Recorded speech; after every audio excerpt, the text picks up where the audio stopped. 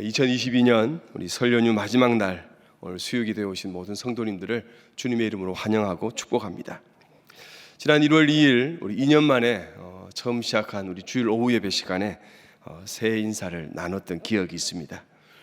절기나 기념일은 하루만 지나도, 한 시간만 지나도 어색해지는 약점이 있는데요.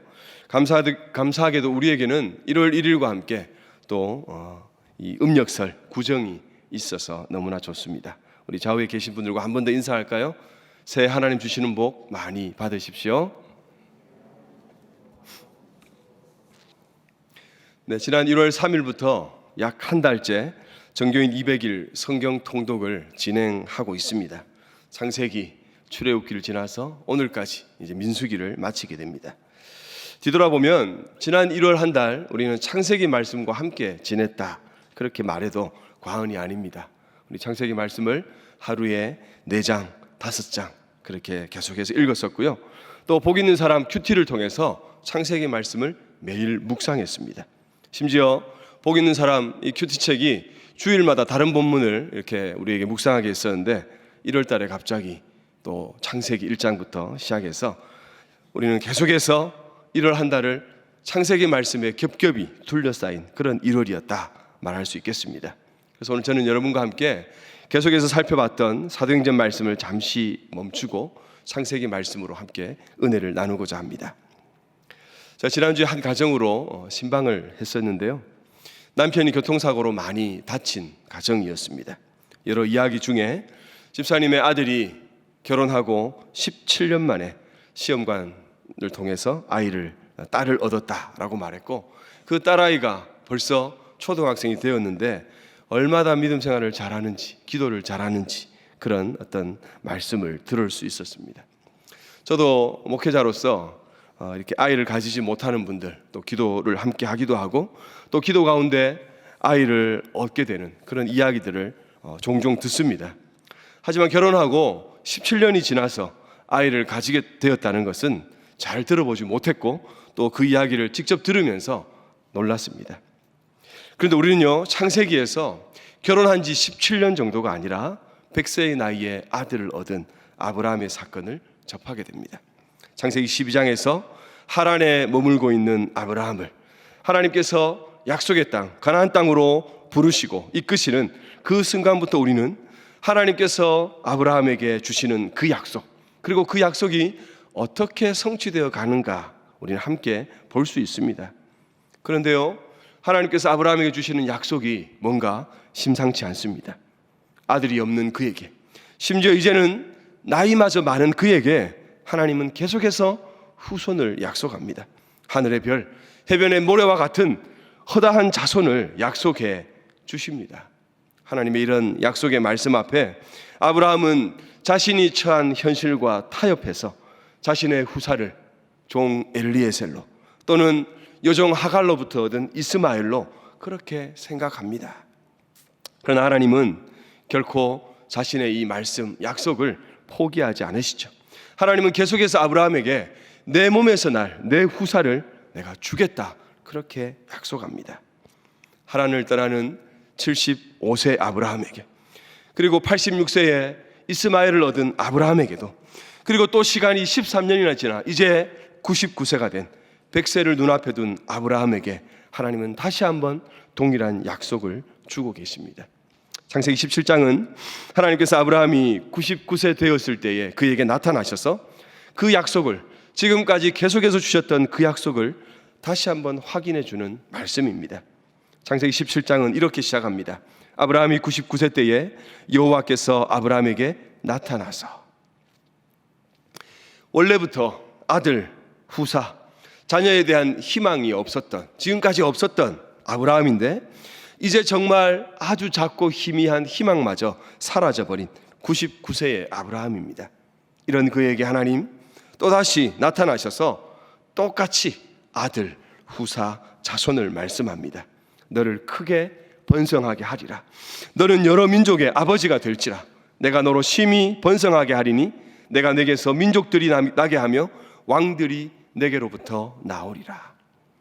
심지어 이번에 하나님께서는 아브라함의 아내 사레의 이름을 사라로 바꿔주시면서 사라에게도 복을 주어 그에게 내가 아들을 낳게 하고 그 또한 여러 민족의 어머니가 되게 할 것이라 말씀합니다. 75세도 86세도 아니고 이제 99세이고 그 안에 살아도 벌써 90이 넘습니다. 그런데 하나님께서는 지난 25년간의 세월을, 그 긴 세월을 두고 또 그 두 사람의 그 많은 나이를 조금도 고려해 주지 않습니다. 하나님은 처음부터 지금까지 변함없이 바로 너에게 아들을 주겠다, 반드시 사라를 통해서 내 몸에서 날 아들을 주겠다 말씀하는 것이죠. 이런 하나님의 말씀에 대한 아브라함의 반응이 무엇입니까? 지난 25년간 조금도 변함없이 동일한 약속을 주시는 하나님, 이제 100세에 아들을 낳을 것이다 말씀해 주시는 하나님에 대한 아브라함의 반응이 무엇입니까? 아브라함이 엎드려 웃으며 마음속으로 이르되 100세 된 사람이 어찌 자식을 낳을까? 사라는 90세니 어찌 출산하리요? 우리는 이런 아브라함의 모습을 보고 흔히 아브라함이 하나님의 말씀, 하나님의 약속을 의심했다 그렇게 말합니다. 틀린 말은 아니죠. 하지만 우리는 말씀을 대할 때 좀 더 솔직해야 합니다. 여러분, 과연 하나님께서 저와 여러분에게 100세는 고사하고 50에 60에 그리고 결혼하고 아직 아이가 없는 그런 우리에게 20년 30년이 지나면서 계속해서 내 몸에서 아들을 주겠다라고 말씀한다면 과연 우리의 반응은 어떠할까요? 우리는 하나님의 이런 말씀 앞에 아브라함처럼 웃는 정도가 아니라 하늘을 향해 삿대질하거나 육두문자를 거칠게 쏟아낼 수도 있습니다. 그러면 지금 아브라함, 하나님의 그 약속의 말씀 앞에 웃는 아브라함의 그 모습은 지극히 자연스럽고 매우 정상적인 반응입니다. 그저 웃을 수밖에 없는 상황입니다. 아니, 웃음이 아니고는 하나님의 그 말씀을 받아들일 방법이 없다는 것이죠. 이런 아브라함의 모습을 닮은 사람이 한 사람 더 있습니다. 방금 나눈 창세기 17장의 사건과 시간적으로 얼마 지나지 않은 그 시점에 하나님께서 다시 아브라함에게 찾아오시는 장면이 18장에 나오는데요. 아브라함의 장막을 찾아오신 하나님을 아브라함은 극진히 환대합니다. 그리고 하나님은 이번에도 아브라함에게 아들을 약속해 줍니다. 내년 이맘때 내가 반드시 내게로 돌아오리니 내 아내 사라에게 아들이 있으리라. 앞서 17장에서 하나님의 이 동일한 약속 앞에 웃음으로 대답했던 아브라함인데요, 이번에는 사라가 내 아내 사라에게 아들이 있으리라 라고 말씀하시는 그 하나님의 말씀을 향해 웃습니다. 사라가 속으로 웃고 이르되 내가 노쇠하였고 내 주인도 늙었으니 내게 무슨 즐거움이 있으리요? 웃지 않고는, 웃음이 아니고는 달리 대답할 방도가 없는 상황이 그들 앞에 펼쳐졌기에 아브라함과 그 아내 사라는 약속이나 한 듯이 그저 웃음으로 하나님의 말씀을 대할 뿐입니다. 그런데요, 하나님께서 약속하신 것처럼 1년이 지난 이후 아브라함과 사라에게 아들이 태어납니다. 오늘 본문인 21장 1절과 2절 우리 같이 한번 화면 보시면서 읽겠습니다. 여호와께서 말씀하신 대로 사라를 돌보셨고 여호와께서 말씀하신 대로 사라에게 행하셨으므로 사라가 임신하고 하나님이 말씀하신 시기가 되어 노년의 아브라함에게 아들을 낳으니. 5절입니다. 아브라함이 그의 아들 이삭이 그에게 태어날 때에 100세라. 오늘 본문인 21장의 시작은요, 세 번에 걸쳐 하나님이 말씀하셨다, 하나님이 말씀하신 대로 그것을 강조합니다. 앞서 아브라함과 사라가 모두 비웃었지만, 그리고 아브라함과 사라를 둘러싼 모든 상황과 형편이 불가능하다고 소리치고 있지만 하나님께서는 말씀하신 대로 그 약속을 성취해 주셨습니다. 비록 아브라함과 사라는 비웃었지만 하나님께서는 약속하신 대로 그 정한 날에 조금도 틀리지 않게 100세의 아브라함에게 90세가 넘은 사라에게 아들을 주셨다는 사실입니다. 앞서 두 부부가 일심동체로서 조금도 다르지 않게 하나님의 말씀에 대해 웃음으로 반응했었는데요, 이제 아브라함은 하나님이 약속대로 주신 그 아들의 이름을 이삭이라고 부릅니다. 자신의 아들 이름을 웃음이라고 짓는 것이죠. 이는 앞서 17장과 18장에서 아브라함과 사라가 하나님의 말씀 앞에 반응할 때 웃었던 그 단어와 동일한 단어입니다. 비록 하나님의 약속 앞에 자신들은 비웃었지만 이제 하나님께서 그 약속을 말씀하신 대로 성취해 주심으로 자신들을 진심으로 웃게 하신다는 고백이 들어 있습니다. 그러므로 이제 사라는 자신에게 아들을 주신 하나님께 다음과 같이 고백합니다. 하나님이 나를 웃게 하시니 듣는 자가 다 나와 함께 웃으리로다. 사랑하는 성도 여러분, 하나님의 약속, 하나님의 일하심, 하나님의 엄미하신 말씀 앞에 우리는 어떻게 반응합니까? 우리의 약함과 연약함과 달리 하나님의 일하심 어떠하고 하나님의 약속은 어떠합니까? 사실 아브라함과 사라가 하나님의 그 약속의 말씀을 들었을 때 비웃었던 것처럼, 피식하고 웃었던 것처럼 그것 외에는 달리 하나님의 말씀에 반응할 방법이 없습니다. 왜 그렇습니까? 하나님의 말씀은 매우 크고 높기 때문입니다. 하나님의 말씀은 한 번도 상식적이고 매우 쉽고 논리적이고 타당하며 당연하지 않았습니다. 하나님의 약속의 말씀 언제나 우리의 상식을 뛰어넘었고 우리에겐 매우 어려운 것이고 우리의 입장에서는 너무나도 불합리하고 어색하고 힘이 든다는 것이 사실입니다. 아브라함이 100세에 아들 얻은 것 그렇지 않습니까? 아내라도 나이가 적으면 그나마 이해가 가겠지만 사라 또한 90이 넘었고 더욱이 그는 여성의 생리가 끊어진 그야말로 자연적으로는 아이를 출산할 수 없는 상황입니다. 홍해 앞에 이스라엘 백성들을 세워두는 것은 어떻습니까? 그저 앞에 홍해만 있다면 몇 날 며칠이 걸려서라도 온갖 방법을 강구해서라도 건너갈 것입니다. 그러나 지금 홍해를 마주한 이스라엘 백성들의 뒤에는 바로의 애굽 군대 병거 600대와 모든 마병이 추격하고 있습니다. 광야 40년을 지나고 힘들게 요단강을 건넜는데 이스라엘 백성들이 마주한 첫 번째 성은 천혜의 요새인 여리고입니다. 광야 40년 동안 너희를 먹이고 입히시겠다라고 말씀하시는 그 하나님 말씀이 도대체 어디가 상식적이고 합리적입니까? 이처럼 하나님의 말씀과 약속 그리고 하나님의 일하심은 언제나 우리의 상식을 뛰어넘고 우리의 형편과 상황을 깡그리 무시합니다. 그러므로 아브라함과 사라처럼 하나님의 약속과 말씀 그리고 하나님의 일하심 앞에서 우리는 언제나 비웃음이 앞섭니다. 때론 두려움과 걱정으로 대표되는 불신앙이 나타나는 그것들 어쩌면 자연스러운 반응이라는 것이죠. 사사기 7장에 보면 기드온이 나옵니다. 기드온 그러면 우리는 300용사를 가장 먼저 떠올립니다. 그런데 사실 기드온과 300용사는 미디안 군사 13만 5천과 싸워야 했습니다. 더욱이 기드온의 군대는 그나마 모였던 3만 2천 명을 축소하고 또 축소해서 300명으로 만든 부대입니다. 사사기 7장 10절에서 하나님은 기드온에게 만일 내가 내려가기를 두려워하거든 이라고 말씀합니다. 여러분 기드온이 겁쟁입니까? 13만 5천 명을 300명으로 싸워야 하는데 두려운 마음이 생긴 것 그것이 두려운 겁쟁이인 것입니까? 하나님의 약속이 그에게 임했는데도 조금도 움직이지 않는 나약한 사람입니까? 여러분 그러나 기드온의 이 두려움은 13만 5천 명의 군사를 300명의 군사로 맞서 싸워야 하는 자에게 주어지는 자연스러운 반응 아닐까요? 사울을 피하여 도망하던 다윗이 가드왕 아기스의 신하들이 사울이 죽인 자는 천천히요 다윗이 죽인 자는 만만이로다 라고 말하는 것을 듣고 어떻게 반응합니까? 가드왕 아기스를 심히 두려워하여 그들 앞에서 그의 행동을 변하여 미친 채 하고 대문짝에 그적거리며 침을 흘렸다 그렇게 말하죠. 여러분 이것이 자연스러운 반응 아닙니까?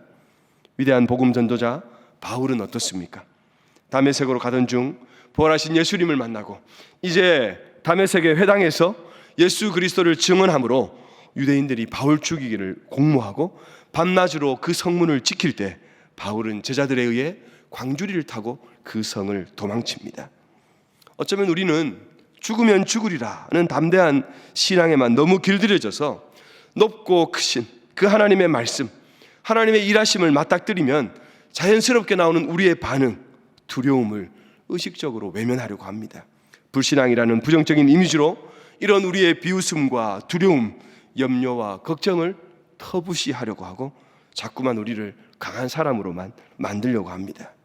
그러나 성경은 하나님의 말씀과 약속, 그리고 하나님의 일하심이 얼마나 크고 위대한 것인지, 그리고 우리의 상식과 형편과는 얼마나 거리가 먼 것인지를 계속해서 보여줍니다. 이는 내 생각이 너희의 생각과 다르며 내 길은 너희의 길과 다름이니라. 여호와의 말씀이니라.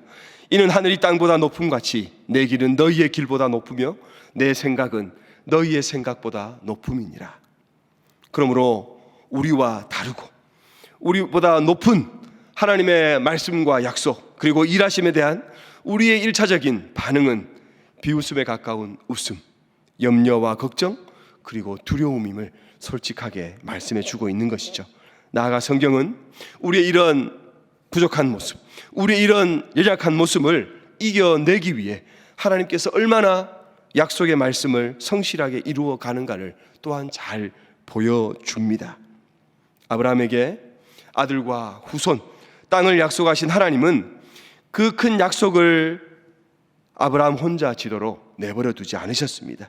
심지어 비웃고 의심하는 아브라함과의 약속을 지키기 위해 하나님 홀로 고군분투 노력하고 계신 모습을 보여줍니다. 몇 번이나 의심하고 다른 방법을 택하고자 하는 아브라함, 그에게 말씀하시고 또 말씀하시고 또 말씀하시는 것을 우리가 보게 됩니다. 그리고 가나안에서의 아브라함의 모든 여정 가운데 아들을 주시는 것, 특별히 사라를 통해 아들을 주시는 그것을 이뤄내시기 위해 우리 하나님 얼마나 열심히 일하는지 잘 보여줍니다.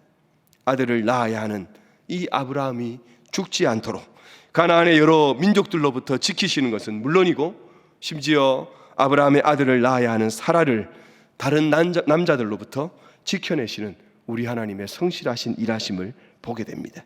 나아가 아브라함과 사라를 통해 낳은 그 이삭을 이복형인 이스마엘로부터 지켜내시는 우리 하나님의 열심을 볼 수 있습니다.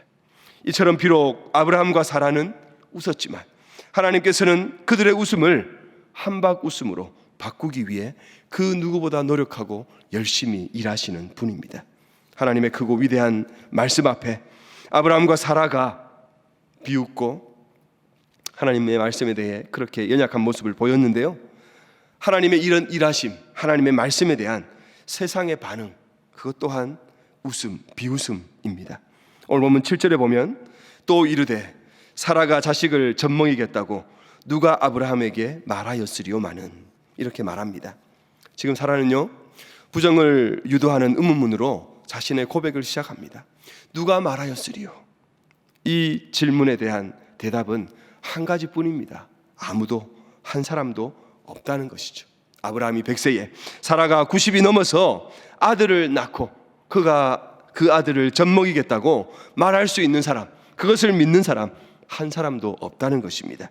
결국 100세의 아브라함과 90세가 넘은 사라가 아들을 낳아 그를 젖먹이는 것은 듣는 모든 이가 비웃는 그런 일인 것이죠. 도무지 납득할 수 없고 동의할 수 없는 일입니다. 홍수를 대비해서 방주를 건조하는 노아를 향한 사람들의 반응은 무엇입니까? 노아가 방주에 들어가던 날까지 사람들이 먹고 마시고 장가들고 시집가는 것이었습니다. 소돔과 고모라를 심판하겠다는 하나님의 그 경고의 메시지 앞에 사위들을 구하기 위해 롯이 노력할 때 그 사위들은 어떤 반응을 보였습니까? 그들은 장인의 말, 아니 하나님의 말씀을 농담으로 여겼습니다. 얼마 전에 함께 통독했던 레위기 25장에 희년에 대한 말씀이 나옵니다. 희년은 7번의 안식년이 지난 이후에 50년째 되는 해로서 모든 것이 제자리로 돌아가는 대은혜의 해입니다.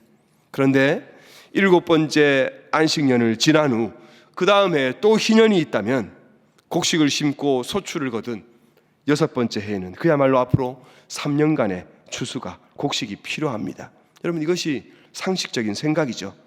결국 이 희년에 대한 규례 앞에 보인 이스라엘 백성들의 반응이 무엇입니까? 우리가 만일 7째 해도 심지 못하고 소출을 거두지 못하면 우리가 무엇을 먹으리요? 골리앗을 향해 나아가는 다윗을 향해 하나님의 약속을, 말씀을 붙잡고 나아가는 그 다윗을 향해 골리앗은 어떻게 반응합니까? 다윗을 보고 업신여기니, 바벨론 포로에서 돌아와 예루살렘 성벽을 재건하는 느헤미야와 이스라엘 백성들을 향한 이방인들의 반응이 무엇입니까? 우리 느헤미야 4장 1절에서 3절 우리 앞에 나오는 화면의 말씀 보면서 우리 같이 한번 읽겠습니다. 같이 읽습니다. 산발랏이 우리가 성을 건축한다 함을 듣고 크게 분노하여 유다 사람들을 비웃으며 자기 형제들과 사마리아 군대 앞에서 일러 말하되 이 미약한 유다 사람들이 하는 일이 무엇인가? 스스로 견고하게 하려는가? 제사를 드리려는가? 하루의 일을 마치려는가?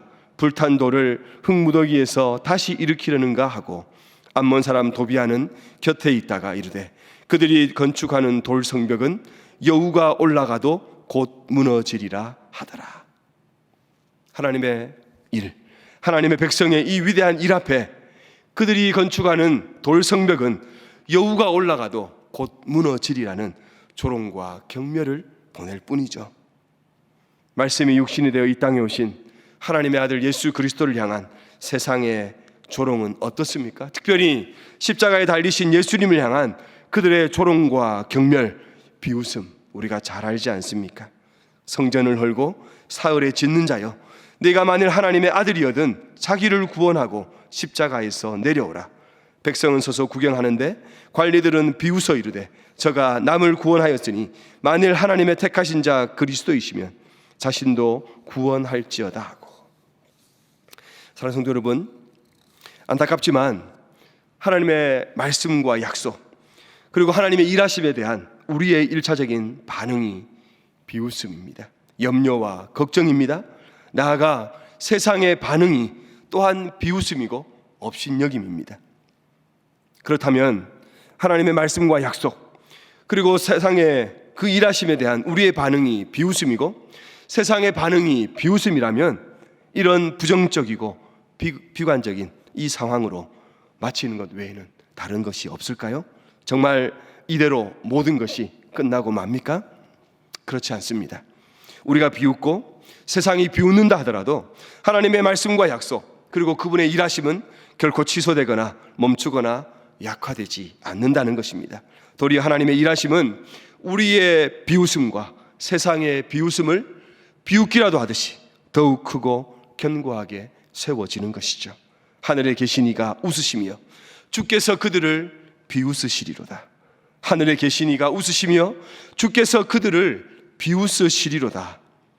오늘 창세기 21장 본문은 아브라함과 사라의 그 비웃음을 한박 웃음으로 바꾸시는 하나님에 대한 찬양으로 가득 차 있습니다. 사라가 이르되 하나님이 나를 웃게 하시니 듣는 자가 다 나와 함께 웃으리로다.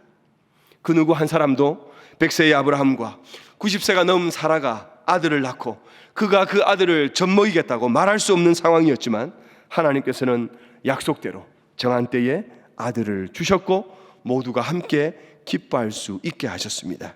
아브라함의 노경에 내가 아들을 낳았도다. 여러분 그렇습니다. 부끄럽게도 하나님의 말씀과 약속 그 일하심 앞에 웃었던 우리들을 하나님은 이제 진실로 웃게 만드십니다. 우리의 염려와 두려움의 비웃음을 기쁨의 한박 웃음으로 바꾸어 주시는 것이죠. 레위기 25장에서 희년의 규례에 대해서 우리가 무엇을 먹으리요 걱정하는 그들에게 하나님은 내가 명령하여 6째 해에 내 복을 너희에게 주어 그 소출이 3년 쓰기에 족하게 하리라는 약속의 말씀을 주십니다. 또한 민수기 11장에 보면 고기가 없어서 슬퍼하는 그들에게 하나님은 한 달 동안 고기를 주겠다라고 말씀합니다. 이 말씀에 모세는 나와 함께는 이 백성의 보행자가 60만 명이온데 주의 말씀이 한 달 동안 고기를 주어 먹게 하겠다 하시오니 그들을 위하여 양떼와 소떼를 잡은들 조카오며 바다의 모든 고기를 모은들 조카오리까 라고 말하죠. 그러나 하나님은 모세에게 여호와의 손이 짧으냐 이제 내 말이 내게 응하는 여부를 보리라 그렇게 말씀하셨고 결국 이스라엘 백성들은 고기를 먹게 됩니다. 이스라엘 백성들의 진퇴양난이었던 홍해와 또 그들 뒤에 애국 군대의 추격, 하나님은 그 두 가지를 동시에 해결해 주십니다. 홍해를 가름으로 이스라엘 백성들을 건너게 하셨고 다시 홍해를 흐르게 함으로 애굽의 모든 군대를 수장시켜 버린 것이죠. 다윗을 향해 비웃던 그 거구의 골리앗, 그의 그 모든 화려한 무기와 장비는 다윗의 믿음의 물맷돌을 이길 수 없습니다. 예수님을 향한, 십자가에 죽으시는 예수님을 향한 세상 사람들의 그 조롱과 경멸, 우리 하나님은 부활로 승리를 선포하셨습니다. 그들의 모든 조롱과 비웃음을 걷어내시고 부활의 영광으로 승리하게 하셨습니다. 비록 지금 교회가 처한 현실도 세상의 조롱, 경멸, 비웃음입니다. 그들은 하나님의 말씀을 비웃고 그리고 하나님의 말씀에 대한 우리의 믿음을 경멸합니다. 그리고 우리 안에도 하나님의 그 크고 위대한 말씀에 대한 비웃음, 두려움이 우리 안에 있습니다. 그러나 하나님은 우리 안에 자리 잡은 이 모든 웃음을, 비웃음을 한박 웃음으로 바뀔 것이고 세상의 모든 조롱과 경멸을 물리치시고 우리로 웃게 하십니다. 아브라함과 사라는 그러므로 그 아들의 이름을 이삭이라고 하였습니다. 이는 먼저 하나님을 향하여 웃었던 자신들을 향한 경고의 메시지, 자신들의 그 부끄러운 과거, 하나님의 말씀 앞에 웃었던 자신들의 그 모습을 계속해서 기억나게 하는 최소한의 장치가 되고요. 다음으로 하나님께서 자신들 가운데 일하신 것, 자신들의 비웃음을 한박 웃음으로 바꾸어 주신 그 하나님을 잊지 않겠다는 고백이 담긴 이름입니다. 그러므로 오직 하나님만이 이루실 수 있는 이 위대한 역사에 대한 찬양이 이삭이라는 이름 속에 포함되어 있는 것이죠. 아무도 아브라함과 사라에게 아들이 있을 것이라 말할 수 없었던 그 열악한 환경을 뛰어넘어서 일하신 하나님, 아브라함과 사라도 웃고 이를 듣는 모든 이들이 함께 웃을 수 있도록 일하신 하나님, 그분에 대한 찬양인 것이죠. 비록 나는 웃음 외에는, 비웃음 외에는 달리 반응할 방법이 없었지만 하나님은 자신의 그 크고 위대한 말씀을 온전히 성취해 주셨습니다. 사랑하는 성도 여러분, 이제 달콤한 말씀, 우리의 귀를 간지리는 말씀 듣기를 즐겨해서는 안 됩니다. 언제 들어도 우리의 고개가 사정없이 끄덕여지고 아멘이 절로 나오는 그럴듯한 말씀만을 구해서는 안 됩니다.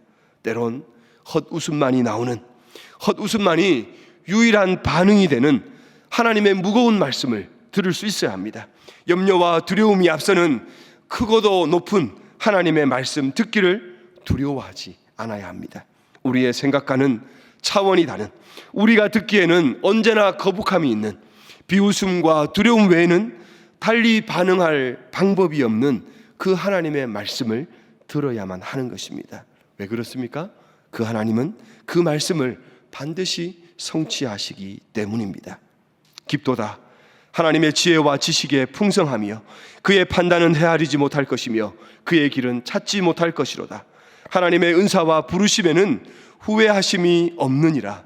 하나님은 사람이 아니시니 거짓말을 하지 않으시고 인생이 아니시니 후회가 없으시도다.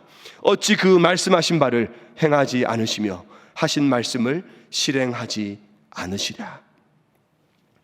우리의 비웃음과 세상의 조롱과 경멸을 뛰어넘어 일하시는 우리 하나님, 우리의 비웃음을 한박 웃음으로 바꾸시는, 반드시 바꾸어 주시는 그 하나님을 믿고 따르는 저와 여러분 우리 모두가 되기를 간절히 바랍니다.